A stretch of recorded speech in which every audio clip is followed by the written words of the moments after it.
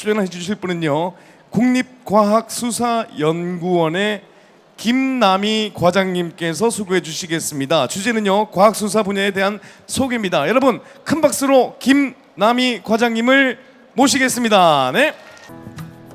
안녕하세요. 저는 국립과학수사연구원의 김남희라고 합니다.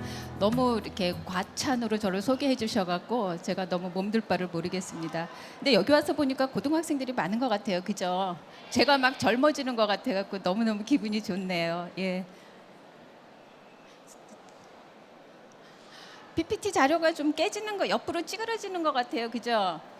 예. 그래서 어쨌든 지금 저기 여러분들이 그 앞으로의 진로에 대해서 궁금해서 많이 여기 오셨을 거라고 생각이 들고요.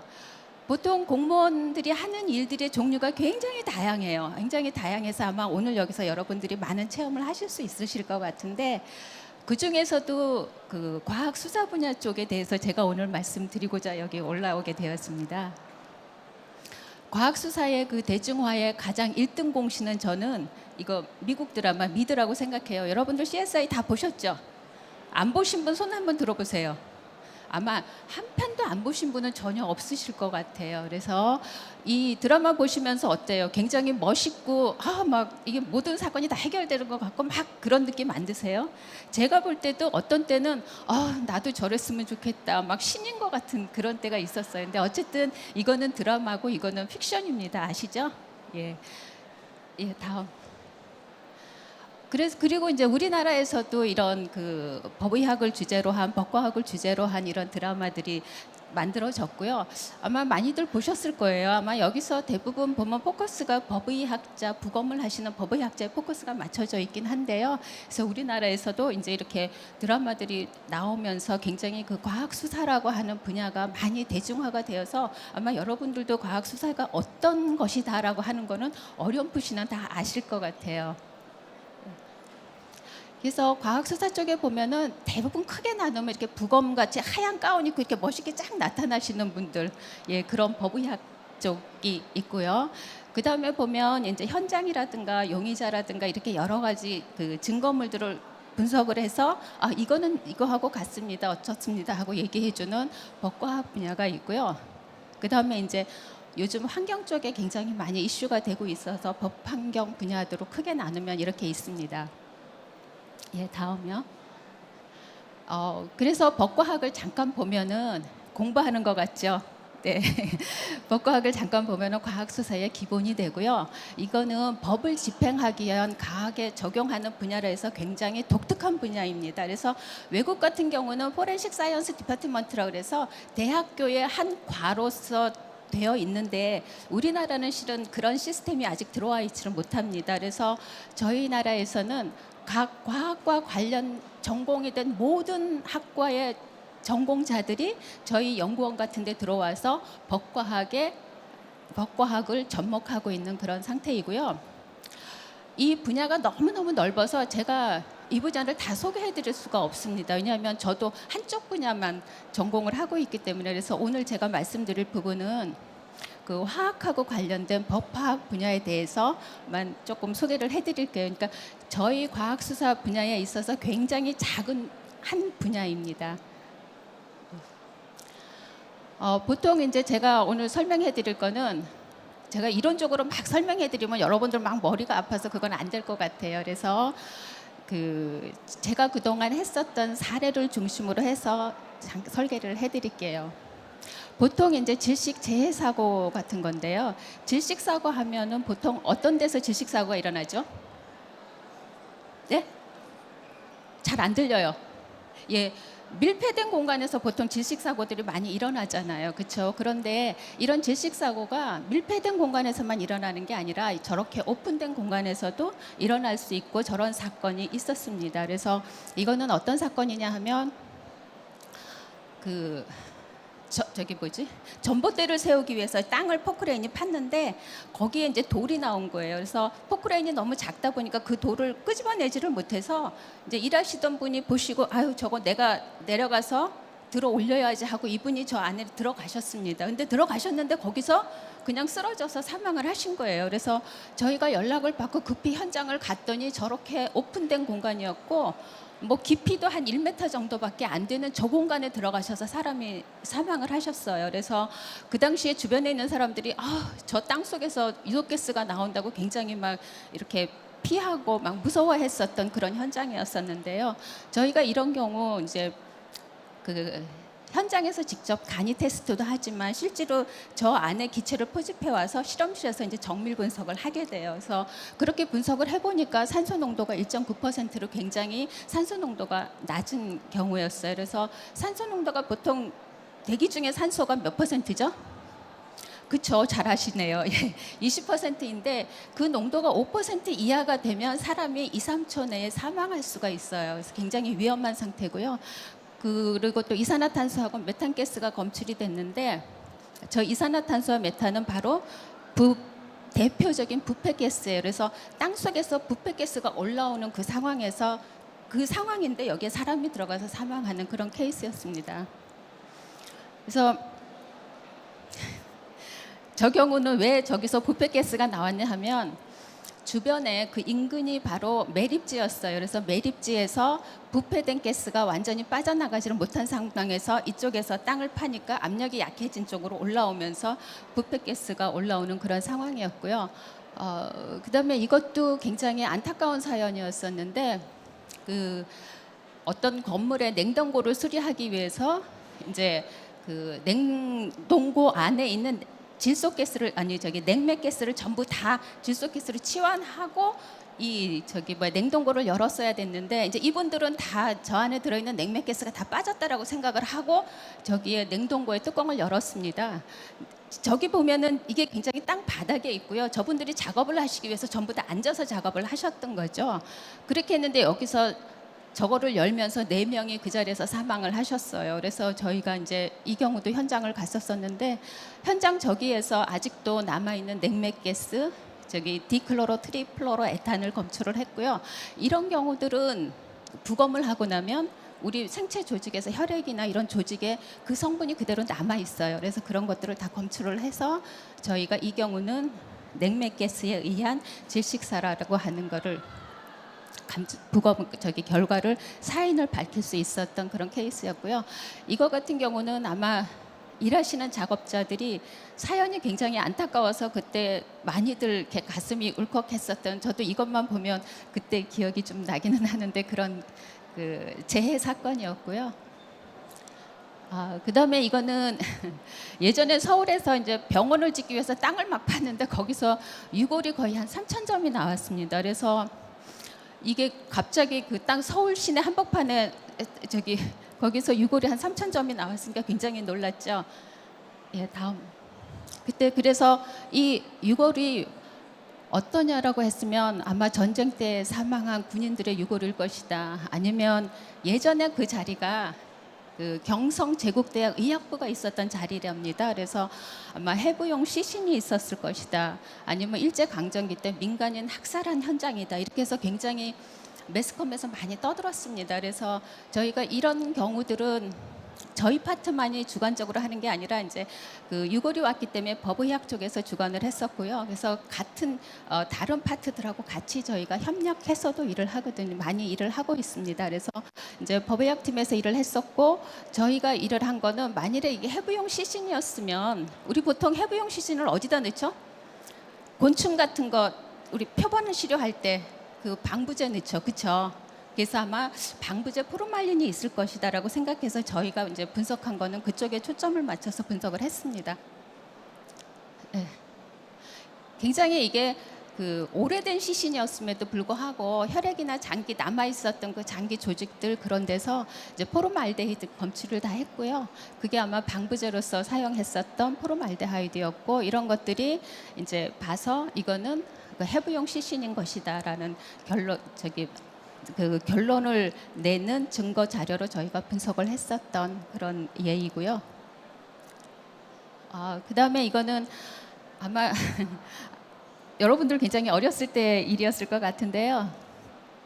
좀 올해 한 10년 전 일이긴 한데 굉장히 저희를 안타깝게 했다던 사건이었죠. 그래서 그 숭례문이 불에 타는 그런 일이 있었었는데 이제 다음 저희가 진화를 하고 나서 그렇게 굉장히 큰 화재였어요. 그 화재가 다 타고 난 다음에도 다음에 이제 그 현장에 가서 증검을 해서 저희가 뭐를 검출했냐 하면 연소 촉진제로 사용이 되는 용재류 성분을 검출을 했습니다. 그래서 이거는 방화라고 저희가 입증을 했고요.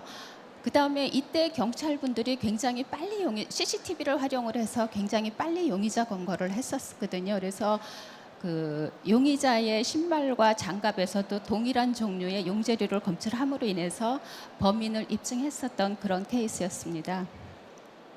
여기가 좀 많이 산만한 것 같으네요. 이렇게 열려 있어서 그렇죠? 예.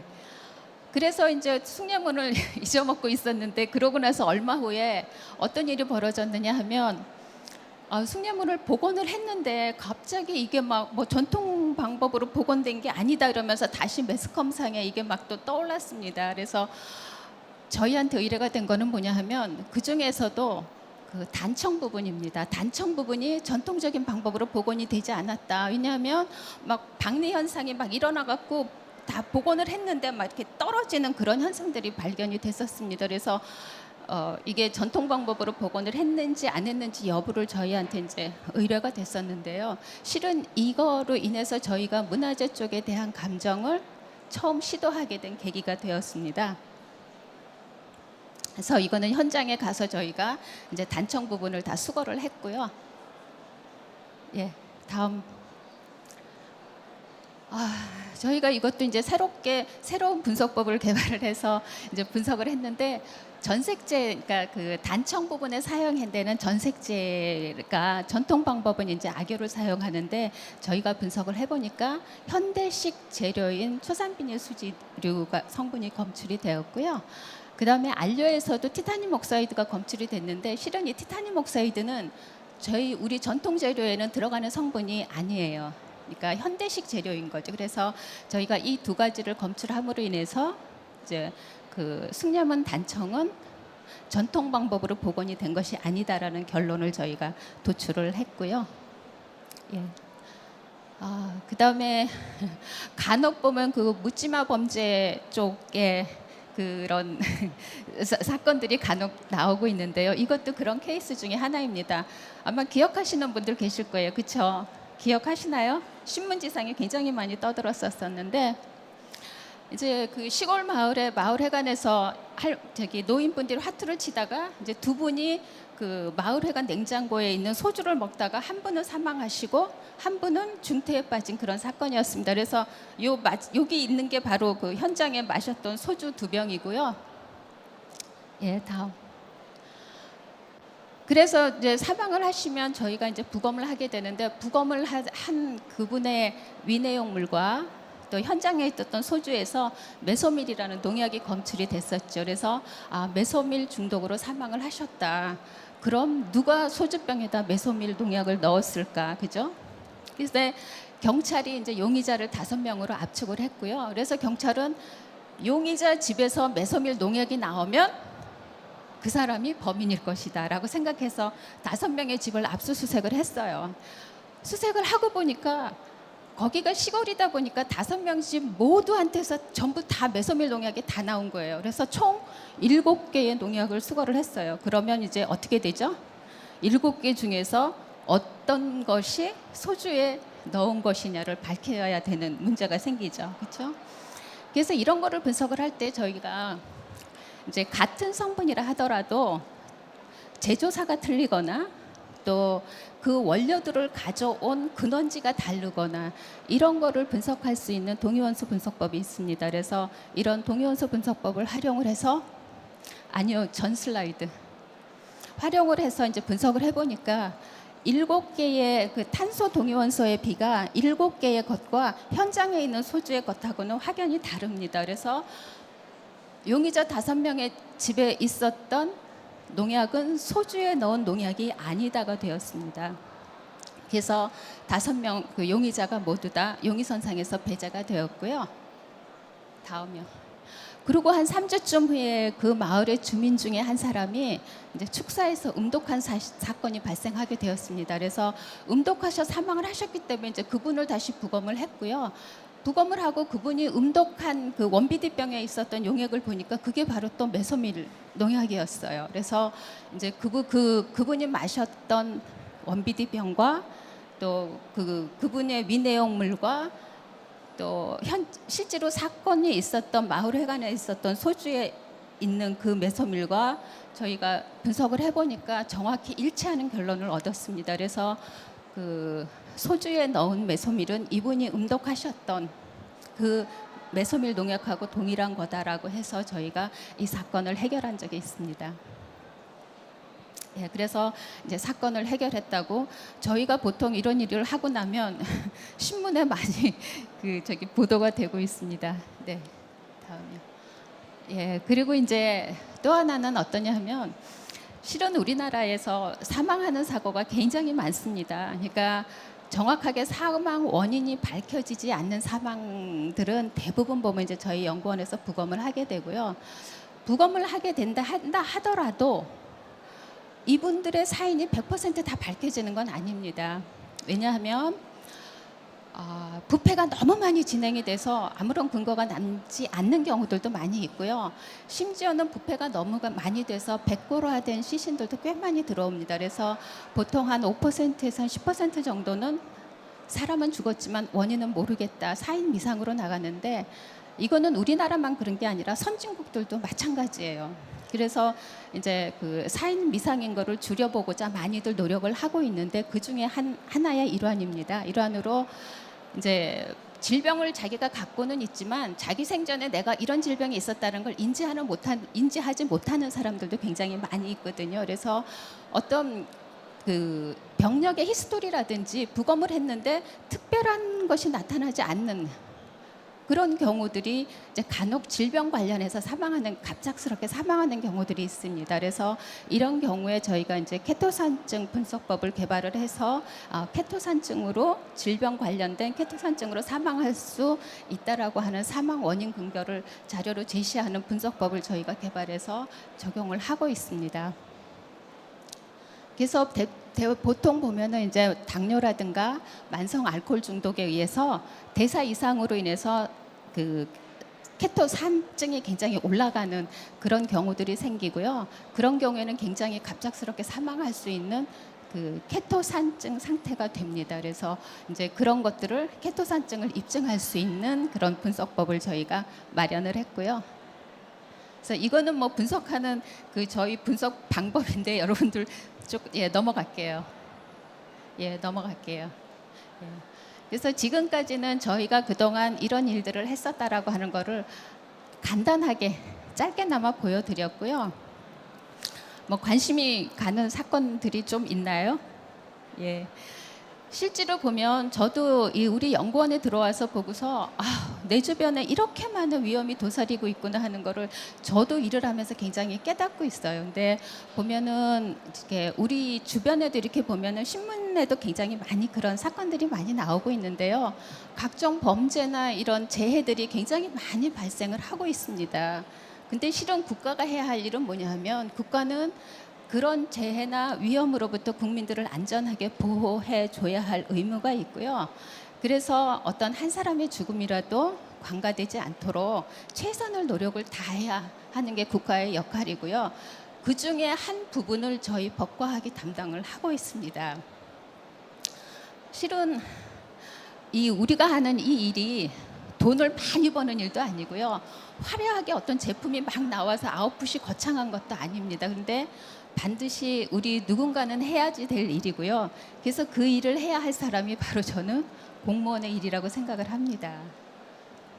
그래서 공무원 하면은 보면 제가 이제 공무원 헌장을 이번 기회를 삼아 한번 봤는데 막 헌신, 봉사 막 이런 얘기들이 막 나오는데 실은 제가 경험한 바로는 아마 요즘은 국가가 공무원한테 무조건 헌신이나 봉사만을 요구하지는 절대로 아닌 것 같아요. 그러니까 저희가 하는 일이 뭐 항상 즐겁지는 않습니다. 왜냐하면 그 지능적인 범죄들이 굉장히 많이 나타나고요.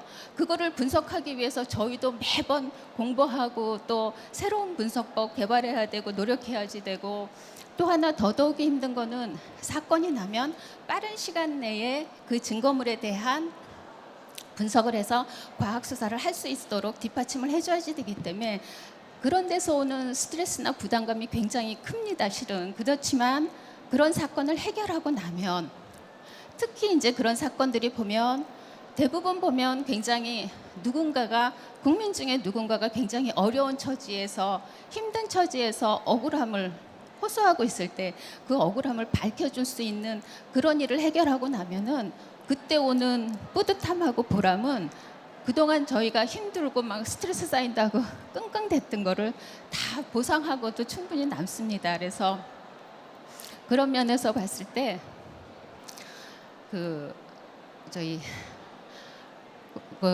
이 일이 저기 굉장히 그 과학을 좋아하는 사람들 같으면 저희는 해볼 만한 일이라고 생각이 되고요. 이런 일들을 반복함으로 인해서 나 자신, 나 개인도 성장하고 발전할 수 있는 계기가 충분히 될 수 있다라고 생각을 합니다. 예, 이상입니다. 네. 누군가가 또 해야 될 일을 사실 뭐 저는 좀 쉬운 일이 아니다라는 좀 생각이 들었는데 혹시 뭐 질문하실 분이 계시면 궁금하신 분이 계시면 질의응답 시간을 잠깐 드리도록 하겠습니다. 예, 질문하실 분. 지금 잠시 머리 만지신 거네요. 네. 혹시 안 계신가요? 네. 네. 이 자리에 오기 상당히 모시기 힘드셨거든요. 네, 제가 좀 내려갈게요. 네. 자, 일어나셔가지고 본인 소개 잠깐 듣고요. 네, 누구신지. 예? 어디서 오신 누구신지. 저는 포항에서 왔습니다. 포항에서 왔고요. 네, 어떤 궁금점이 있습니까? 아무래도 이게 흥미가 있고 자기가 자신이 있어도 힘든 부분이 있을 건데 그 힘든 부분을 뭐 어떻게 극복했는지 이게 제일 궁금합니다. 어떻게 극복했는지 이거 너무 광범위한데요. 네.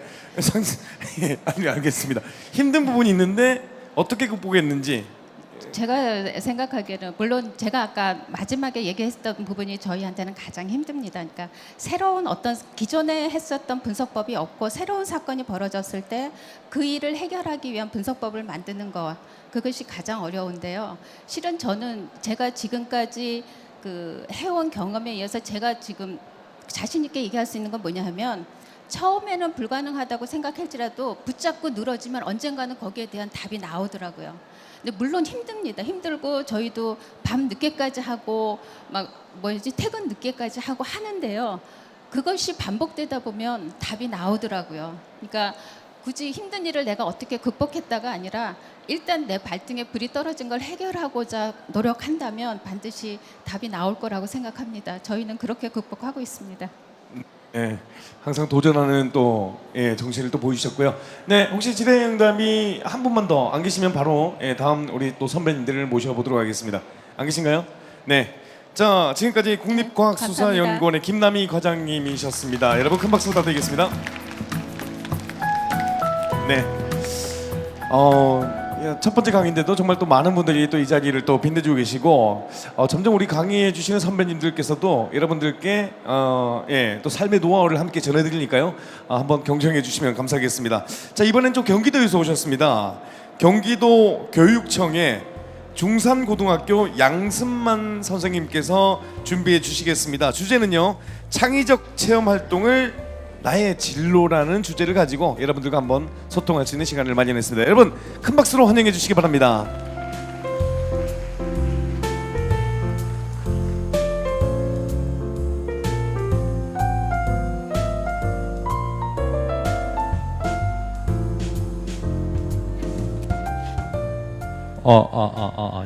잘 들리시나요?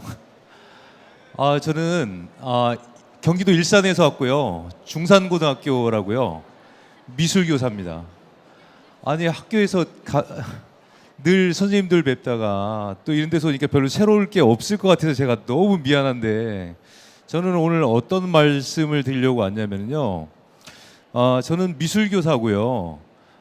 미술 동아리를 만들어서 한 20년간 제가 운영을 했습니다. 그래서 운영을 열심히 하다 보니까 뭐 제4회 대한민국 공무원상에서 대통령 훈장을 받게 됐어요. 그래서 어떤 일들을 했고 교사가 어떤 많은 일들을 하고 아이들한테 어떤 도움을 줄 수 있을까, 그리고 제가 교직 생활하면서 20년을 어떻게 지내해 왔나 하는 것들에 대한 이야기입니다. 그러면 설명드리겠습니다. 네. PPT 보면서 말씀드리겠습니다. 미술 중산고등학교는 1999년에 개교한 학교였는데요. 그 경기도 일산하면 굉장히 좀 교육도시고 잘 사는 동네로 알려져 있잖아요. 근데 이 학교는 일산에서 가장 변두리에 있는 학교였어요. 그래서 개교한 지 제가 3년 차 됐을 때 그 학교를 갔는데 성적치가 거의 일산에서 거의 바닥치고, 그다음에 교통이 불편하기 때문에 지원하는 아이들이 거의 없는, 속칭 얘기하는 뭐 꼴통 학교라고 알죠? 네, 그래서 누구도 잘 가지 않는 그런 학교였었어요. 그래서 제가 1999년에 발령을 두 번째로 받아가지고요. 지금 현재 15년 9개월째 근무를 하고 있습니다. 근데 어떻게 15년 9개월이 됐냐면요.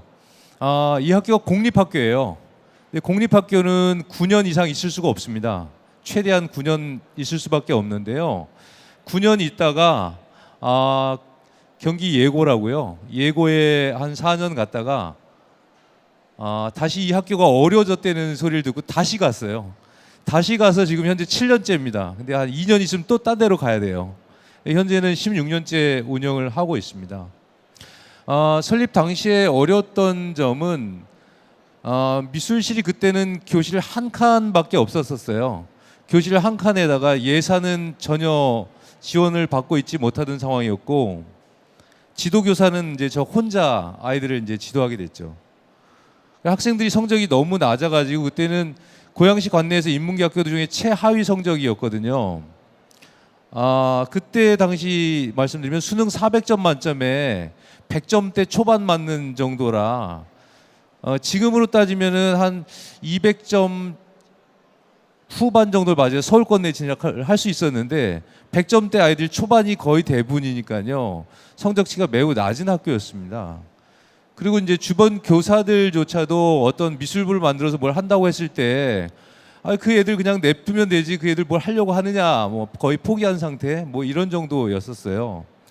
그리고 저 또한 이제 제가 아이들 이제 지도한다고 할 때 그때 이제 사회적인 분위기가 미술 교육이나 이런 것들은 예고라든지 프랜차이즈 학원 같은 데서 할 수 있는 그런 분위기 때였어서, 저도 이제 사실 학교는 뭐 명문 대학을 나온 건 아니거든요. 지방에 있는 대학교를 나왔고, 그다음에 이제 미술 교육을 학교에서 진학 지도를 한다 그랬을 때 학부모들 대부분이 그걸 어떻게 학교에서 하느냐라고 할 수 없다라는 것 때문에 그런 편견을 극복하는 게 매우 어려웠었습니다. 다음 보시면요. 지금 20년 동안, 실제로는 이제 생긴 지는 20년 됐으니까요. 20년을 운영하면서 교사는 현재 저 혼자지만 강사 선생님이 현재 13분이 있어요. 그래서 현재는 14명이 운영하고 있고, 아이들은 2명에서 시작했는데 현재 120명 정도 됩니다. 120명 정도 운영을 하고 있고요. 시설은 교실 한 칸 가지고 시작했는데 실기실이 7개 반, 뭐 전시실이 따로 있고 뭐 해서, 일반 교실 여러분들 아시죠? 일반 교실 현재 11개 반 정도 크기를 운영하고 있는 거대 미술실이 됐어요. 강좌는 한국화, 서양화, 디자인 해가지고 총 5개 분야에 17개 강좌로 하고 있고요. 우리 학교 내에서는 사교육을 전혀 안 받고 면접이나 이런 것까지 학교에서 다 시켜주고 있습니다. 그래서 뭐 오늘도 이제 오늘 수능 성적 나오는 날이잖아요. 아이들 좀 전에 문자를 제가 받았는데 다행히 재작년에 부산 옆에 창원 있잖아요. 창원에서 이 학교를 알고 1학년 때 전학 온 학생이 있어요. 근데 이미 이제 숙대는 합격을 했고 홍대 최저를 이제 맞춰가지고 다음 주에 최종 발표인데 장학생이 될 것 같은 그런 느낌. 네. 그래서 부산에서 쪽에서도 전학을 많이 이제는 우리나라 그 어디에서도 많이 전학을 오는 학교가 됐습니다. 그리고 학생들한테 도움을 주고 학생들 스스로 미술부를 운영하기 위해서 미술부가 동아리인데요.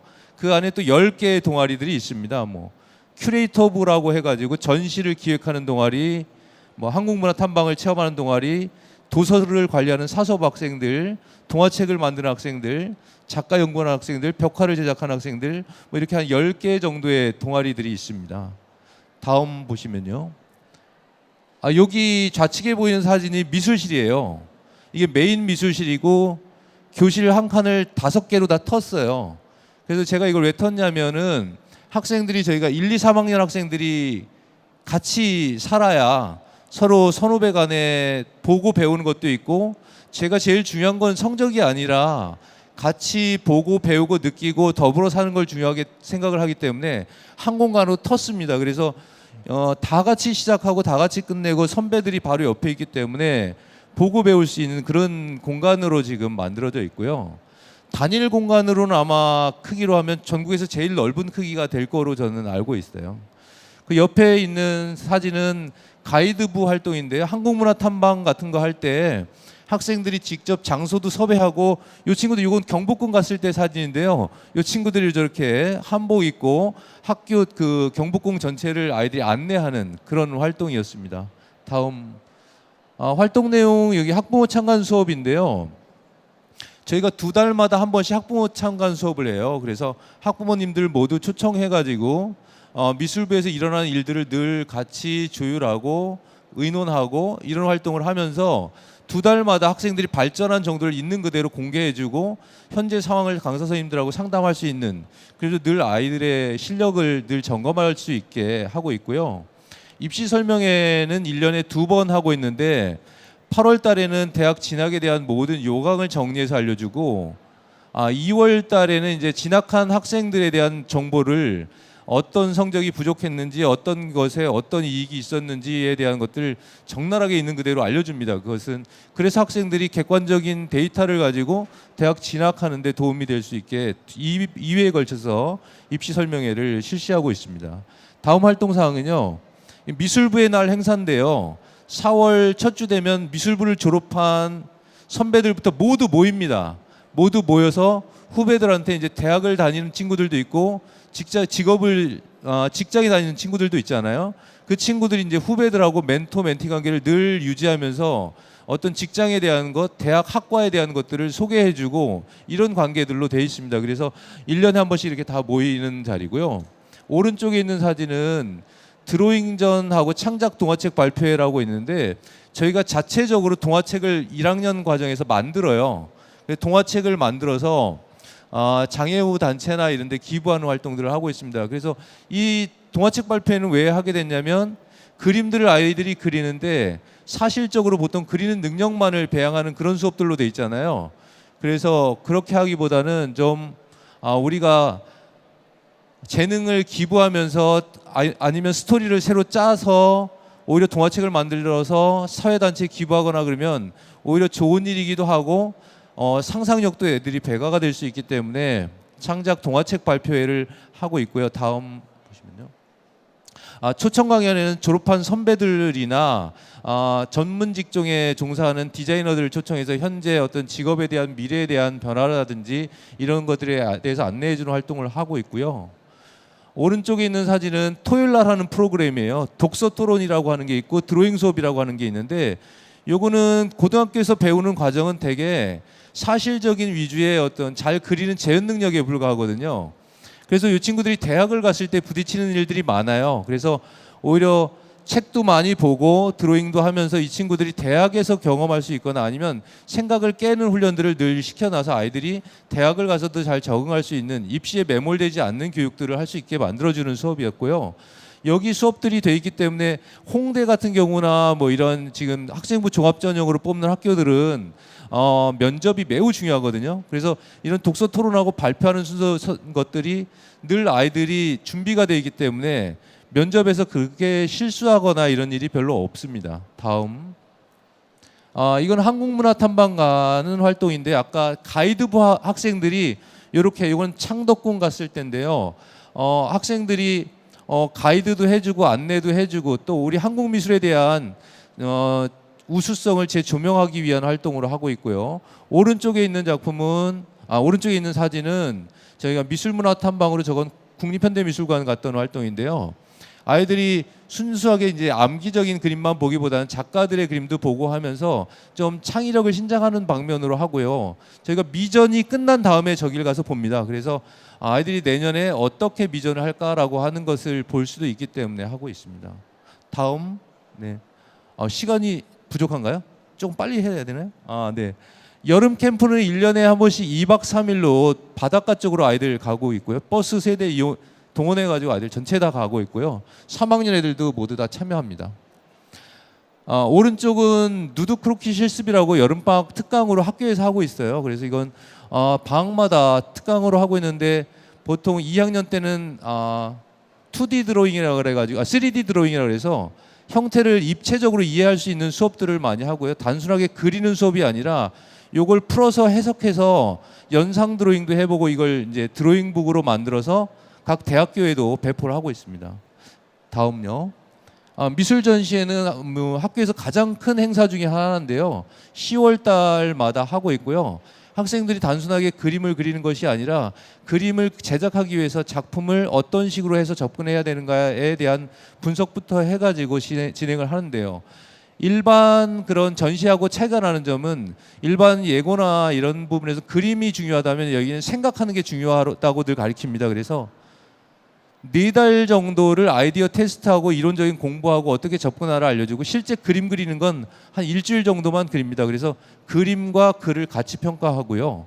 오른쪽에는 강사 연구작 전시회인데 아이들이 우리는 학원처럼 재수생이나 뭐 이런 잘 그리는 학생이 좀 부족하잖아요. 보고 배우는 게 적기 때문에 선생님들이 이렇게 연구작을 전시하면서 아이들이 보고 배울 수 있는 장을 마련해 줍니다. 다음. 이건 졸업생 완성회는 우리 미술부 자체적으로 졸업식이 따로 있고요. 진학 상담은 1학년 때부터 3학년 때까지 총 4번의 상담이 있습니다. 그래서 아이들이 성적치나 방향치가 어느 쪽으로 가는 게 더 유리할까? 예를 들어 교과 전형이냐, 종합 전형이냐, 실기 전형이냐, 아니면 그때그때 아이들마다에 따라서 준비해야 될 내용들을 안내해 주면서 데리고 가고 있습니다. 다음 보시면요. 터놓고 얘기합시다는 1년에 4번 하는데 이건 뭐냐면요.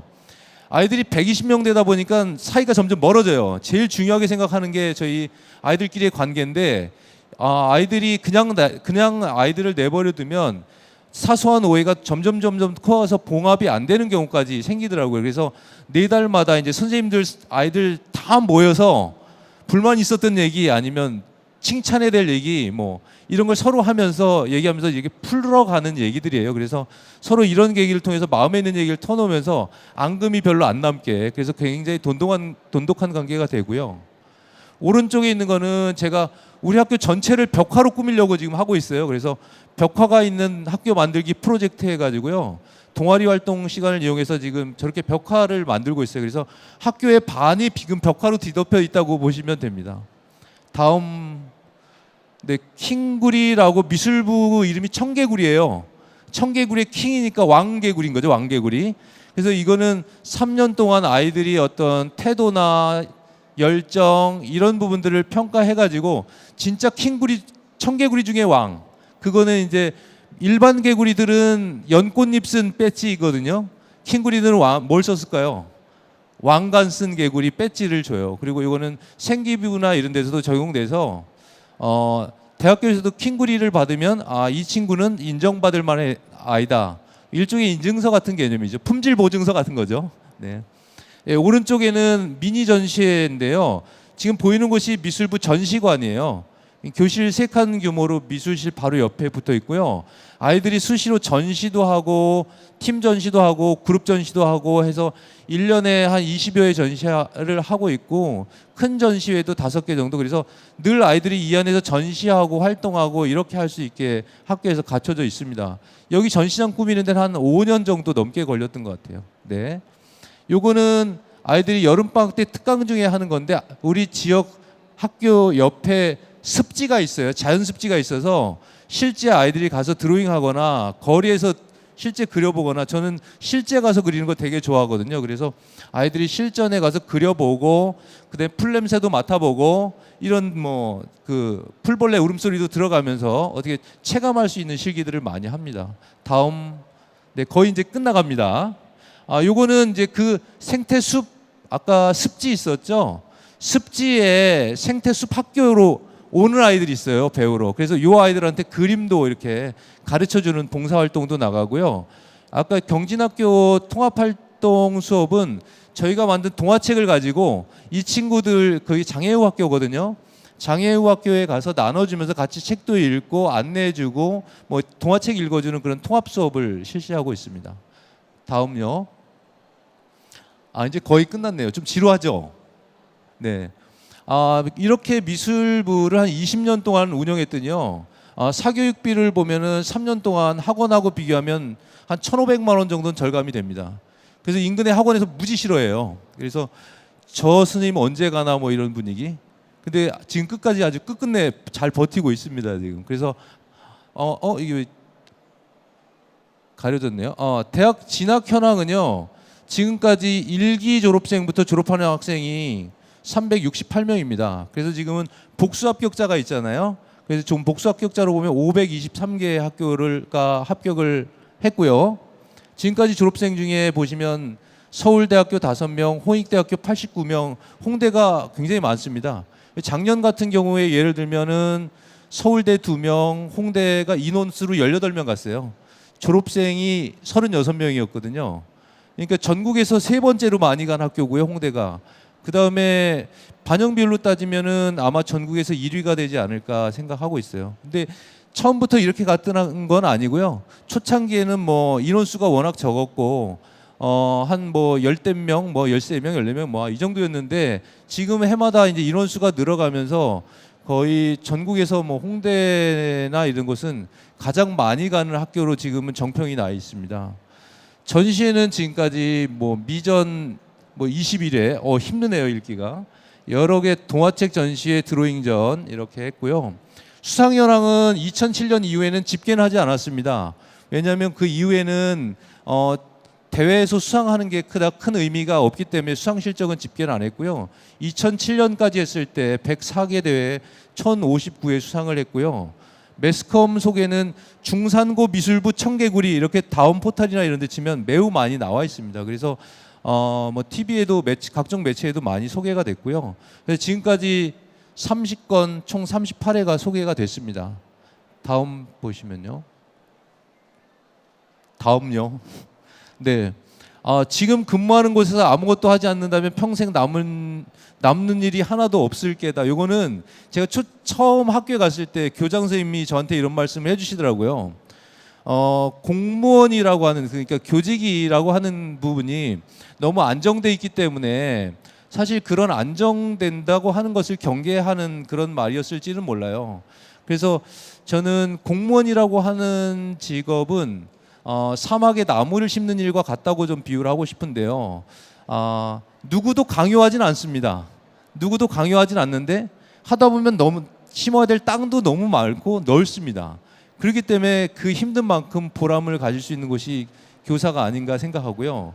제가 졸업한 학생이 한 360여 명 되지만 지금은 각계각층에서 많이 지금 뭐 작가로 활동하는 친구들도 많고 지금은 매우 많이 뿌듯합니다. 뭐 교사로서 많은 학생들의 어떻게 생각하면 인생을 책임질 수도 있는 것이 교사일 수도 있기 때문에 여기 이분들 보니까 아마도 교직을 원한다면 말씀을 잘 들어주시는 걸 보니까 훌륭한 교사가 돼서 저보다 더 좋은 아이들 가르칠 수 있는 제목이 되지 않을까 생각합니다. 네, 부족한 강의 들어주셔서 고맙습니다. 네. 네, 감사합니다. 자, 경기도 교육청의 중산고등학교 양승만 선생님의 강연이었습니다. 자, 이어지는 또 우리 선배 멘토의 강연. 네, 이번에 출연해 주실 분은요, 용산구청의 행복드림 추진단 치매마을 건립팀의 김종복 팀장님께서 강연에 수고해 주시겠습니다. 주제는요, 공무원이 바로 되면 국민의 행복 지수가 높아진다입니다. 여러분 따뜻한 박수로 환영해 주시기 바랍니다.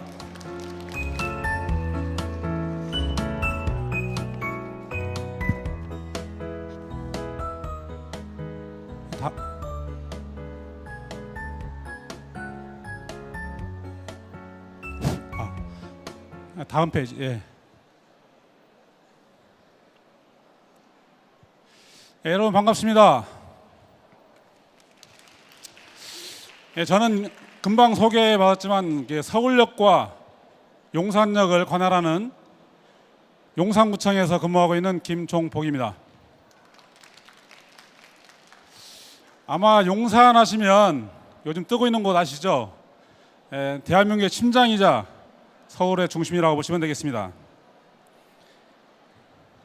오늘이 저에게는 정말 의미 있는 날입니다. 왜냐하면 제가 30년 전, 그러니까 1988년 12월 5일 날 공직에 입문하여 첫 출근한 날입니다. 그때 제 나이도 겨우 26살이었고 대학교 졸업하기 3개월 전이었습니다.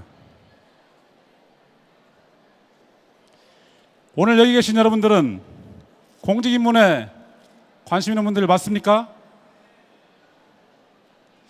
아마 눈이 초롱초롱한가 보니까 관심이 많으신 것 같아서 저는 오늘 특별히 제가 30년 동안 근무하면서 여러분들에게 전할 수 있는 말들을 아까 그냥 앞에서나만 화면 중심으로 했지만 저는 정말 제가 그 하나하나 사업을 소개하기보다는 여러분들에게 공직생활하면서 도움이 될 수 있는 말을 많이 준비했습니다.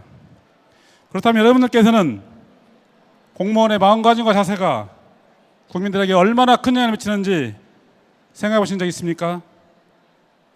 저는 오늘 공무원이 바로 서면 국민의 행복 지수가 높아진다는 주제를 가지고 여기 계신 여러분들께 공무원 직업이 갖는 자부심, 무한 매력을 이야기해보고자 합니다. 본 주제는 제가 30년간 사회복지 공무원으로 근무하면서 중요시했던 5가지 소신과철을 가지고 접근해 보겠습니다.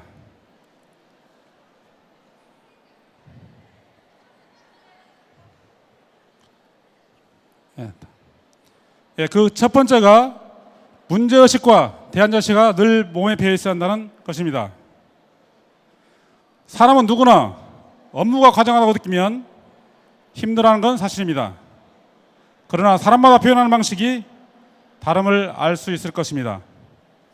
똑같이 있는 상황에서 소극적인 사람은 그 상황을 어떻게 극복할 것인가 보다는 투덜대고 불평만하고 지혜롭게 해결할 방법을 찾지 않으려고 합니다. 그저 적당히 하고 월급만 받겠지 하는 식이겠죠. 그러면 능률이 오르겠습니까? 오르지 않겠죠?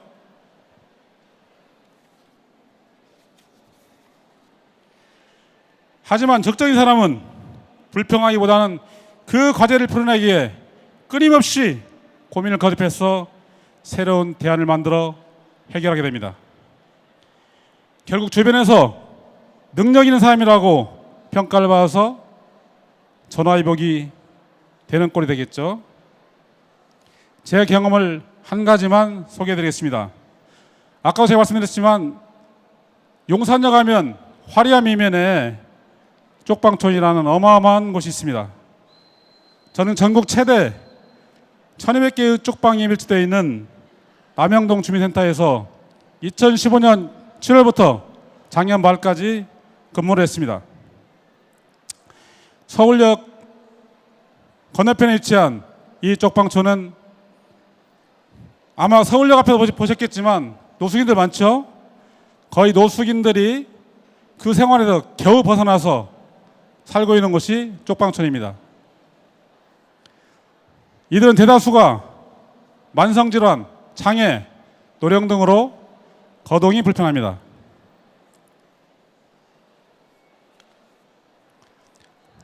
이렇게 육체적으로 취약한 쪽방 주민들이 동주민센터에서 사소한 민원 하나라도 처리하려면 1시간 30분에서 3시간이 걸렸습니다.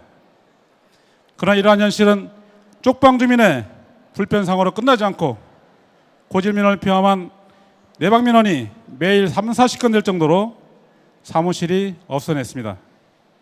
이러한 상황은 민원인은 민원인대로 불만이 많았고 팀원들 역시 내방 민원 처리하느라 현안 업무에 집중할 수 없었기 때문에 힘들어했습니다. 그래서 먼저 팀원들과 긴밀하게 논의를 거치고 위탁기관인 서울역 쪽방상담소와 시민단체인 동자동 사랑방에 협전을 얻어낸 다음 2015년 9월 10일부터 매주 화요일과 목요일 날 9시에서 11시까지 직접 쪽방 근처에 나가 찾아가는 현장 복지민원실을 운영하기 시작했습니다. 그 결과 접근성에서로 민원 서비스 만족도가 예전에 비교할 수 없을 만큼 놀라볼 정도로 높아졌습니다. 그리고 지속적이고 정기적인 운영으로 내방 민원은 예전에 4분의 1이나 될 정도로 확연히 줄어들었습니다. 동반 효과로 고질 민원을 포함한 고질 민원 역시 거의 없어지다시피 했습니다. 이런 상황이 되니까 팀원들이 환경이 좋아져서 무난하게 현안 업무를 처리하는 상황이 되었습니다. 또한 현장 민원실에서 주민들과 자주 접촉함에 따라 소통이 원활해지고 신뢰관계가 돈독하게 형성되었습니다. 그래서 예전에 비해서 주민들과의 관계가 갈등 관계가 아닌 도움을 받는 단계로 발전하게 되었습니다.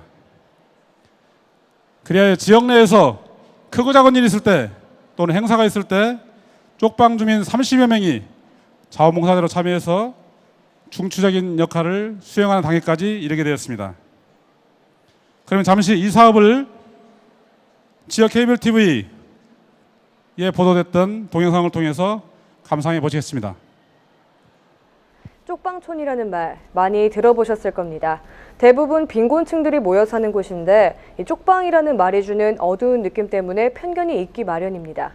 그런데 동자동 쪽방촌은 분위기가 조금 다릅니다. 주민들 표정이 활기가 넘쳤는데요. 어떤 이유에서일까요? 김국희 기자입니다. 가파른 계단, 울퉁불퉁 이어진 길, 동자동 쪽방촌 골목입니다. 대부분 건물이 노후한 데다 관리도 잘 되지 않고 있지만 이곳에 터를 잡은 주민만 1,100여 가구에 달합니다. 주민 대부분이 장애나 노인 등 거동에 불편을 겪고 있어 가벼운 민원도 스스로 해결하는 게 여간 어려운 일이 아닙니다. 주민들의 이런 어려움을 해결하기 위해서 동자동 쪽방촌에 찾아가는 현장 민원실이 열렸습니다. 쪽방촌 주민들은 민원실을 찾아 기초수급비나 종량제 봉투 등을 받습니다. 또 간단한 민원도 현장에서 바로 신청 가능하기 때문에 민원실이 문을 열면 대부분 주민들이 이곳으로 모입니다. 현장 민원실에 모인 주민들로 골목길은 활기를 띠고 삭막했던 동네엔 온기가 느껴집니다. 몸이 불편하신 분들은 가기가 힘드니까 다른 분한테 대신 부탁도 하고 아니면 직접 또 그 힘든 걸음을 또 가셨다가 버스 타고 오시고 막 그랬었거든요. 찾아오는 이제 민원 서비스가 되니까 주민들도 굉장히 좋아하시고. 매주 화요일과 목요일 오전 9시부터 11시까지 동자 희망나눔센터에서 쪽방촌 주민을 위한 현장 민원실이 열립니다. 민원실에서는 주민들에게 제공되는 복지 서비스 안내와 신청 등이 이루어집니다. 간단한 증명서도 발급해주고 있지만 전산 시스템 안정화 등 아직 해결해야 할 문제가 남아 있습니다. 행복이음이라는 사회통합관리망을 운영을 해야 되는데 서버가 연결 안 되기 때문에 주민 입장에서는 바로바로 민원 해결되지 않아가지고 좀 속 시원하게 해결 안 되는 좀 그런 부분도 있긴 한데 또 그런 부분 잘 이해를 해주셔가지고 잘 처리가 되고 있습니다. 용산구는 현장 민원실과 함께 쪽방에 문패 달아주기, 쪽방 주민들의 반려동물 치료 등 소외계층의 사각지대 해소를 위한 다양한 지원 활동을 해나갈 계획입니다. CNN 뉴스 김국희입니다. 다음. 여러분 잘 보셨습니까? 잘 보셨어요? 대답이 전혀 없으시네. 그 서울역 바로 건너편입니다. 근데 아마 여러분들 상상도 못할 정도로 그 도심지에 그런 쪽방이 1,200개나 되는 전국 최대의 쪽방촌이 있습니다. 아마 오시면은 한번, 근데 아마 바깥에서는 거의 느끼지 못할 그 지역인데요. 쪽방하면 거의 정말 요즘 교도소에 가시는 분 많이 이야기 들었겠지만 한 평 반에서 2평 아주 좁은 공간입니다. 쪽방이라는 데가요. 아마 정말 마지못해 살고 있다고 할 정도로 비참한 곳이 쪽방이라고 보시면 되겠습니다. 창살 없는 감옥이죠. 여러분들이 생각하실 때. 두 번째로는 사무 능력은 지식에 기반하고 대인관계가 뒷받침될 때 실행력이 있다는 것에 대해서 이야기하고자 합니다. 아마 제가 가장 중시하는 그 내용입니다. 여러분들 아마 그 많이 고민하시겠지만 지금 뭐 요즘 스마트폰이다 전자기기 많이 다루면서 나름대로 나는 너무나 능력 있는 사람이다라고 착각할 때가 많을 겁니다. 예, 제가 그래서 이 부분에 대해서 굉장히 강조점을 두고 준비를 했습니다. 예, 과거 2000년 전까지만 해도 공무원의 행정사무 처리는 자신의 업무 관련 지식만 알 정도면 충분했습니다. 그러나 요즘은 종합행정이라고 할 만큼 복잡하게 얽혀져 있어서 처리하기가 어렵습니다. 따라서 한관청 공문서와 업무 지침서는 물론 다양한 법률 지식 그리고 국내의 정세와 정책 흐름을 반영할 수 있는 준비가 되어 있어야 합니다. 현재 우리나라 국민들은 소득 수준이 높을 뿐만 아니라 지적 수준과 정보 능력도 높기 때문에 조금만 소홀히 하면 바로 민원이 제기되는 시대입니다. 요즘 여기 계신 분들처럼 20, 30대 공무원들은 신세대답게 컴퓨터 활용 능력과 정보 수집 능력이 월등히 뛰어납니다. 그런데 문제는 이런 능력만 갖추고 있으면 마치 업무를 잘하는 것처럼 착각하고 있다는 데 있습니다.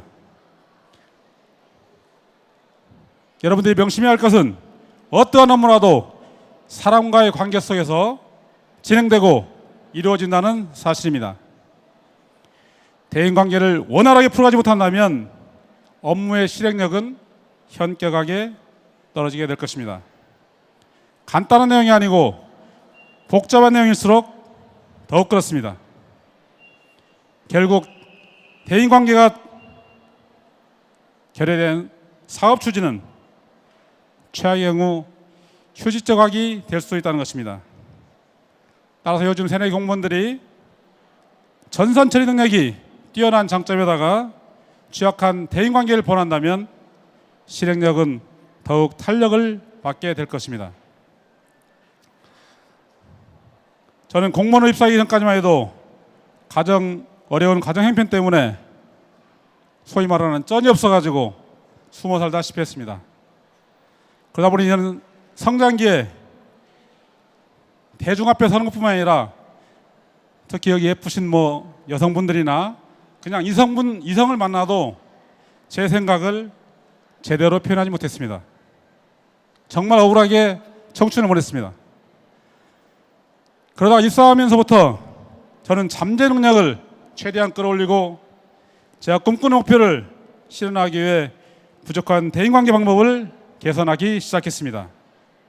그 당시 저는 조동춘 박사의 대인관계와 화술이라는 책을 3번 곱씹어 읽었습니다. 그러면서 의도적으로 대인관계가 원활하게 자연스럽게 몸에 체득되도록 끊임없이 노력하였습니다. 아마 여러분들은 제가 이 말을 하는 자체를 이해하지 못할 것 같습니다. 아마 기회가 돼서 용산에 오시면 제가 더 자세히 말씀드리겠습니다. 그 결과 제가 3개월이 지나니까 조금 느낌이 오고 6개월이 지나니까 바뀌고 있다는 감이 왔습니다. 그렇게 3년이 지나니까 몸에 스며들어서 사람을 만나는 일이 가장 자신 있고 행복한 일이 되었습니다. 아마 제가 오늘 여기에 나온 이유도 4월 13일 날 훈장을 받았기 때문에 나왔는데요. 사실 제가 문재인 대통령님하고 불과 한 뼘 차이. 아마 여러분들 그 자리에 앉았다면 굉장히 떨렸을 것입니다. 당연히 대통령님이니까 긴장을 했습니다. 정말 그 긴장의 시간은 10초였습니다. 그 이후에 제가 거의 3, 4분 정도를 아마 말씀을 나눈 것 같은데 그 정도로 제가 이제는 사람 만나는 일이 지휘관을 막론하고 가장 행복한 일이 되었습니다.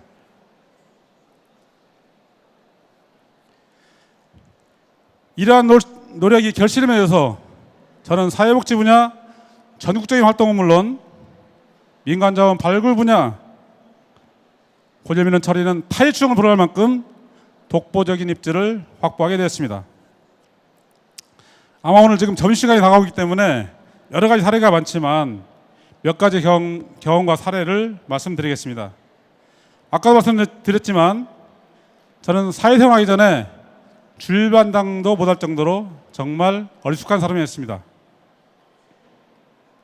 물론 제가 뭐 자체가 어리숙해서 그런 게 아니고 아까 말씀드린 대로 환경이 돈이라는 것 때문에 숨어 살 수밖에 없었습니다. 그래서 저는 불과 40살이라는 나이에 서울시 사회복지 공무원 1000명을 대표하는 한 서울 사회복지 행정구회장을 3년간 맡았고 40대 후반에는 전국 2만 명을 대표하는 한국사회부서 행정연구회 부회장 및 자문위원장을 5년간 맡아서 정부와 민간복지협의체, 학계 등을 들어오가며 임무를 수행한 바 있습니다.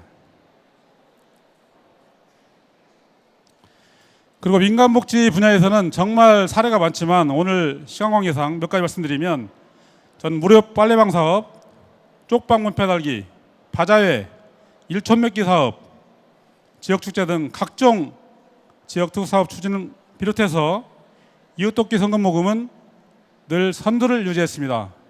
아까 제가 앞에서 말씀드렸지만 정말 타의 추종을 불허할 만큼 민간복지 부분에서는 모금 활동이나 행사 유치 이런 부분에서는 정말 탁월할 정도로 진행해 왔습니다.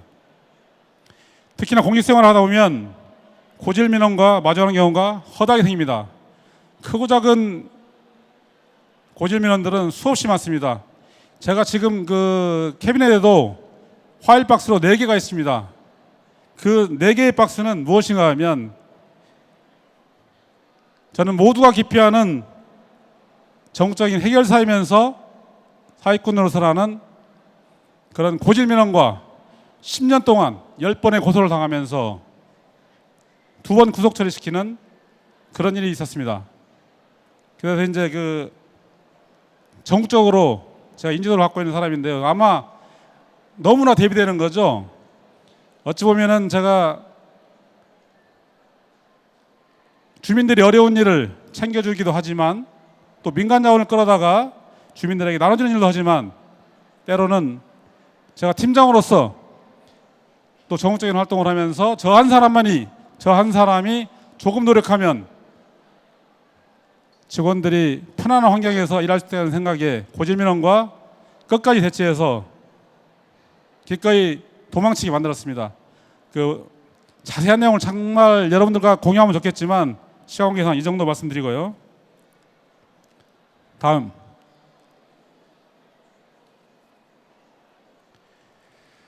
세 번째로 공익자가 쏟는 열정과 정성은 국민에게 희망과 힘의 원천이 된다는 것에 대해서 이야기를 나누고자 합니다.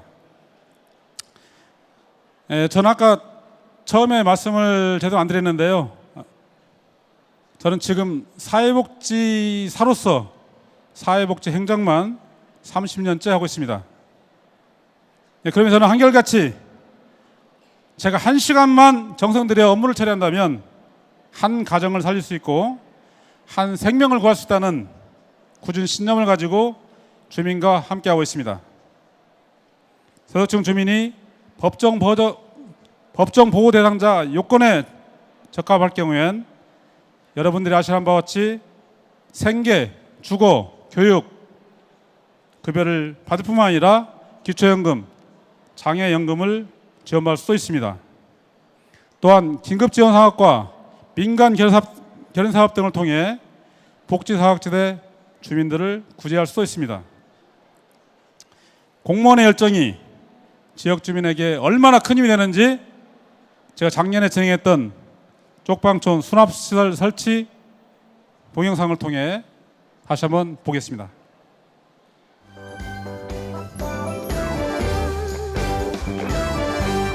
희망 씨앗을 심는 동네. 주민들의 정성으로 행복꽃이 활짝 피는 마을, 남영동을 소개합니다.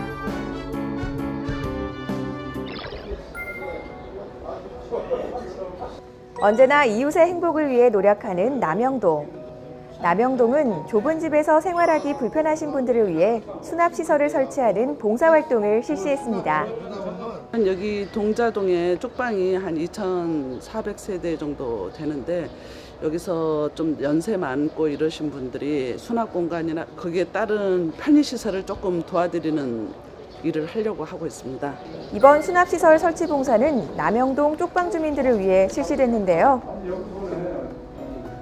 수납시설이 필요한 분들을 찾아가서 방에 부족한 부분은 어떤 것인지, 필요한 부분은 어떤 것인지를 살펴보며 의논합니다.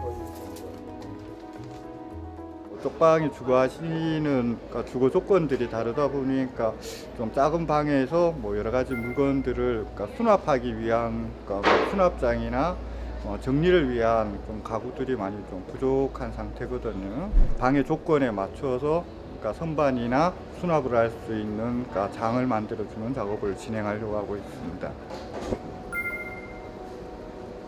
이렇게 방문 실측을 한 후에는 주민들에게 필요한 가구를 만들기 위한 제작에 돌입하는데요. 어떻게 하면 더 편리하고 더 실용적으로 사용할 수 있는가를 고민해서 정성껏 만들어갑니다. 며칠 후 기대되는 마음으로 완성된 가구들을 가지고 주민들을 찾아갔는데요. 제작한 수납시설을 방에 조심스레 옮겨 설치를 시작합니다. 어쩜 이렇게 딱 들어맞는지 만든 사람도 받는 사람도 행복해지는데요. 고맙죠. 없는 사람들 이렇게 해주고 편리하게 살 수 있도록 만들어주는 건데 그것보다 더 고마운 게 어디 있어요.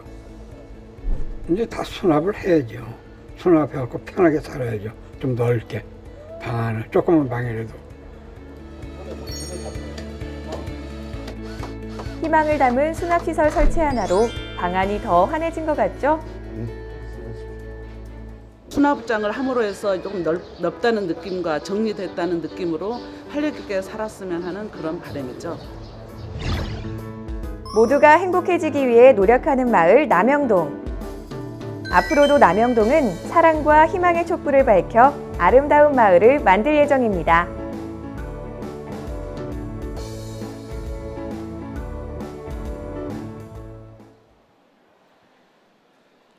예, 다음. 여러분 잘 보셨습니까?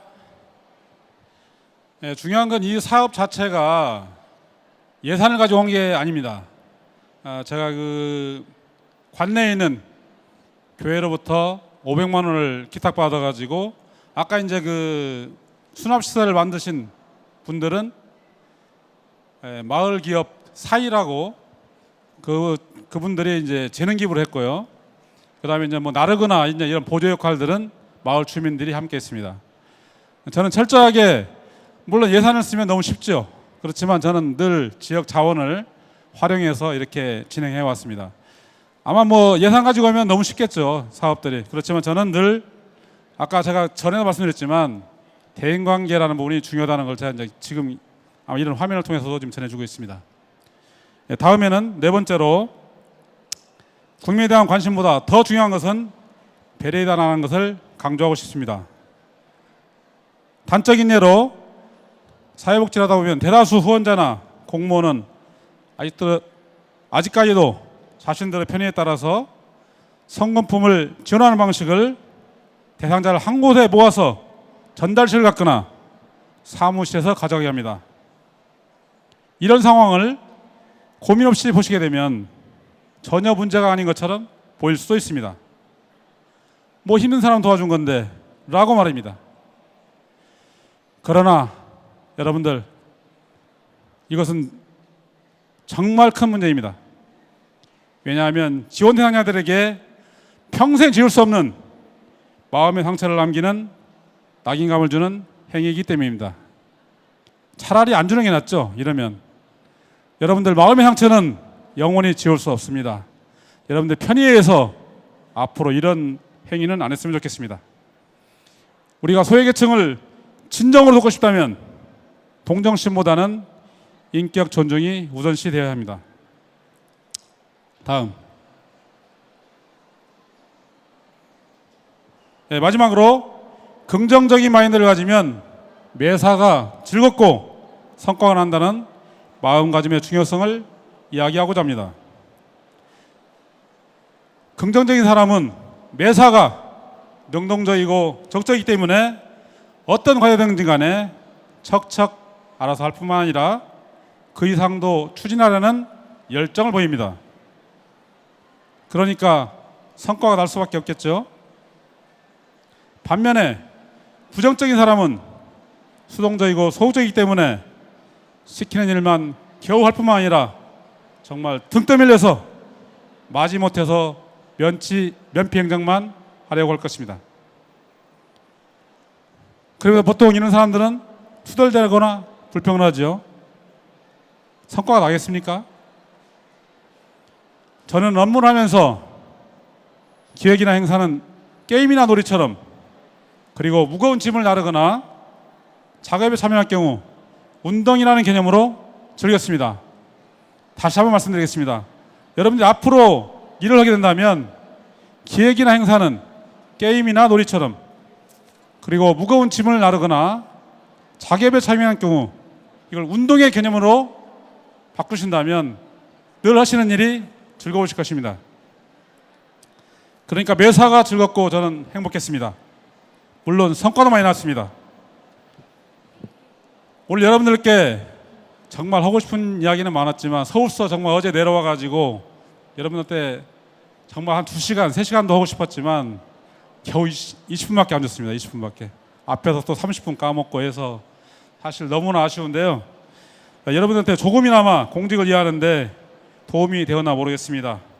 끝까지 함께해서 감사합니다. 혹시라도 아까 제가 말씀드렸지만 제가 서울역과 용산역 그 사이에서 근무하고 있습니다. 혹시라도 저한테 필요하신 분들은 오시면 명함을 드리겠습니다. 아마 돈보다 더 소중한 제 명함입니다. 네, 감사합니다. 박수 부탁드리겠습니다.